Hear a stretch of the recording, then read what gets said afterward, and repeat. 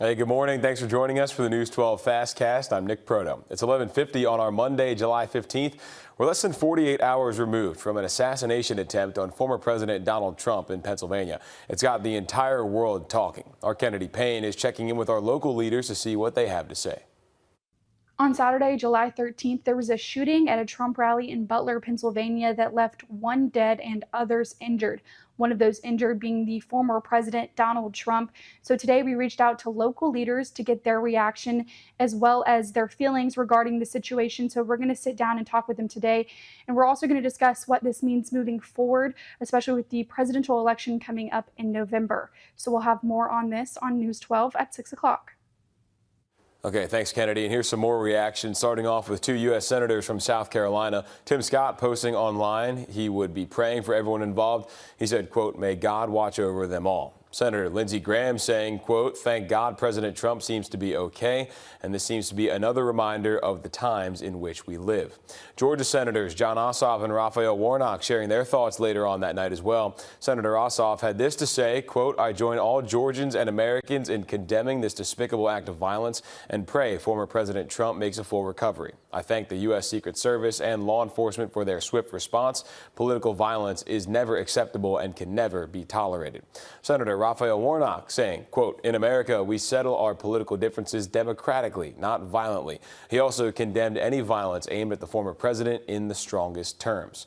We also saw a statement from former President Barack Obama posting online there is no room for political violence, and went on to say, in part, quoting, "We should all be relieved that former President Trump wasn't seriously hurt and use this moment to recommit ourselves to civility and respect in our politics." Michelle and I are wishing him a quick recovery. And before President Joe Biden addressed the nation, he put out this statement after being briefed about the shooting, saying, quote, "I'm grateful to hear that he's safe and doing well." Of course, talking about the former president. "I'm praying for him and his family and for all those who were at the rally as we await further information. Jill and I are grateful to the Secret Service for getting him to safety." We also talked to local leader Max Burns on the phone, who told us he felt disgusted by what happened. He hopes this shows state and national leaders, as well as voters, what issues they need to focus on as November approaches. All registered voters in Georgia have now going to have to deal with this as a challenge that we have to overcome. And I would say don't lose faith in the process. Don't abandon the ideals of democracy, but participate peacefully. It's okay to disagree. We can have legitimate differences, but we cannot resort to violence. The FBI is investigating the shooting as an assassination attempt and potential domestic terrorism. Investigators say the gunman's family is cooperating with the investigation.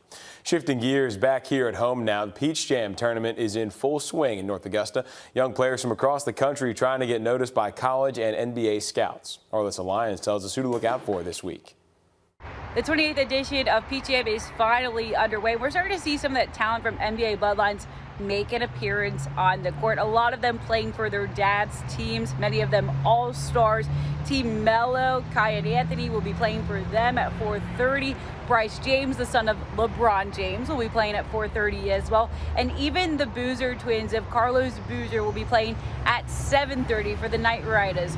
Seeing this talent gives fans a chance to maybe even catch their dads on the court with them. We probably won't see LeBron James because he's competing for Team USA at the moment, enjoying practices with them. But we'll be able to check in and see what this means to a lot of our local fans and future basketball stars in our area, coming up all new on News 12 at 6 p.m. All right, thanks, Alyssa. It's the end of an era at Payne College. Dr. Cheryl Evans-Jones has been with the college in different roles for more than 30 years and is now retiring. Julius Evans is going to sit down with Dr. Evans as she helps the college transition to a new era. A lot of change for Payne College coming up. That includes $2.2 million in grants as far as improving infrastructure on campus and the current search in progress for a new president for the university. I'll have all the details and updates on that coming up on News 12 at 6. Stay tuned for that on the future of Payne College. All right, thanks, Julius. South Carolina is growing in population, and one of those cities is right here in the CSRA. Aiken's population has increased by nearly 4%. Jada Walker is checking out this new development and how this will bring a major economic profit locally. South Carolina is a place you want to be at. A recent study shows that South Carolina is one of the top places people are moving to. Later on today, we'll hear from realtors talking about why South Carolina is the place you want to be. Okay, thanks, Jada.